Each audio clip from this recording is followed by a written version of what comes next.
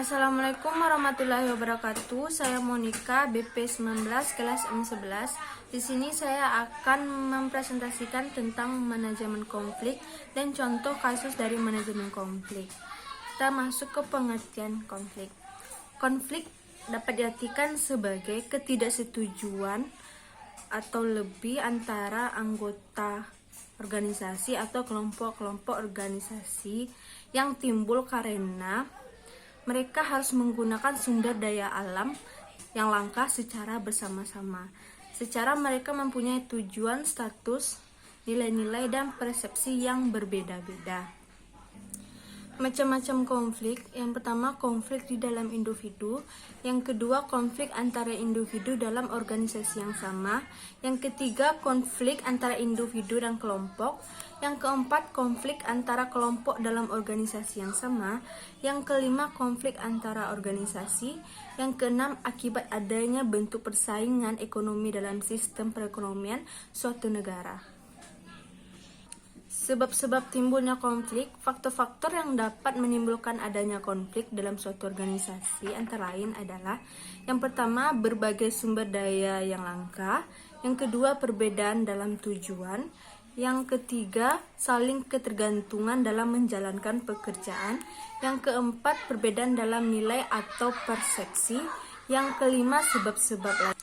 Metode penyelesaian konflik. Yang pertama, metode ini dapat terjadi melalui cara-cara kekerasan, forcing yang bersifat penekanan autokratik.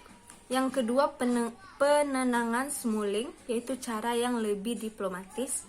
Yang ketiga, penghindaran atau avoidance, di mana manajer menghindar untuk mengambil posisi yang tegas. Yang keempat, penentuan melalui suara terbanyak, majority rule, mencoba untuk menyelesaikan konflik antara kelompok produser yang adil. Hal-hal yang perlu diperhatikan dalam mengatasi konflik. Yang pertama, ciptakan sistem dan pelaksanaan komunikasi yang efektif. Yang kedua, cegahlah konflik destruktif sebelum terjadi. Yang ketiga, tetapkan peraturan dan produser yang beku, terutama yang menyangkut hak karyawan. Yang kelima, ciptakanlah iklim dan suasana kerja yang harmonis. Yang keenam, bentuklah teamwork dan kerjasama yang baik antara kelompok atau unit kerja. Akibat konflik. Konflik dapat berakibat negatif maupun positif, tergantung pada cara mengelola konflik tersebut. Sekarang saya akan membahas yang negatif, akibat negatif. Yang pertama, menghambat komunikasi. Yang kedua, mengganggu kohesi, keeratan hubungan. Yang ketiga, mengganggu kerjasama atau teamwork. Yang keempat, mengganggu proses produksi, bahkan dapat menurunkan produksi. Yang kelima, menumbuhkan ketidakpuasan terhadap pekerjaan. Dan akibat positif dari konflik yaitu membuat organisasi tetap hidup dan harmonis. Yang kedua, berusaha menyesuaikan diri dengan lingkungan. Yang ketiga, melakukan adaptasi sehingga dapat terjadi perubahan dan perbaikan dalam sistem. Yang terakhir, memunculkan keputusan-keputusan yang bersifat inovatif. Dan sekarang kita masuk ke contoh kasus dari manajemen konflik. Di sini saya akan memberikan dua contoh kasus. Yang pertama, dua bagian pemasaran komputer yang saling bersaing dalam satu organisasi, di mana kedua bagian tersebut siapakah yang pertama mencapai atau memenuhi kuota penjualan yang paling banyak. Konflik di sini lebih banyak disebabkan oleh sifat dasar manusia yang lebih cenderung tidak merasa puas akan apa yang telah mereka raih atau mereka capai. Sifat-sifat dasar apa yang tadi dipacu dengan adanya persaingan, maka akan menjadi lebih memanas. Contoh kasus manajemen konflik yang kedua, konflik antara karyawan dengan pimpinan. Umumnya pihak karyawan lebih cenderung untuk diam, meskipun mengalami pertentangan dengan pimpinan atau atasan.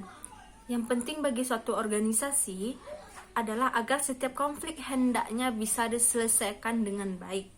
Kebanyakan suatu konflik menjadi makin berat karena lama terpendam. Karena itulah penting bagi suatu organisasi menemukan konflik atau sumbernya sedini mungkin. Cara yang tempuh adalah dengan menggalakkan saluran komunikasi ke atas atau yang disebut Urquhart Channel of Communication. Dan sini saya simpulkan, satu hal yang dapat disimpulkan bahwa dalam berorganisasi antar individu banyak sekali gesekan-gesekan yang terjadi karena karakteristik individu yang sangat berbeda-beda di setiap individunya. Dalam hal berorganisasi, kita memerlukan sikap yang keras dalam menentukan alur organisasi dan sikap-sikap kepemimpinan yang tegas sesuai yang telah kita bahas sebelumnya. Sekian hasil presentasi saya tentang manajemen konflik dan contoh kasus dari manajemen konflik. Jika ada salah kata, mohon maaf. Saya akhiri dengan Assalamualaikum warahmatullahi wabarakatuh.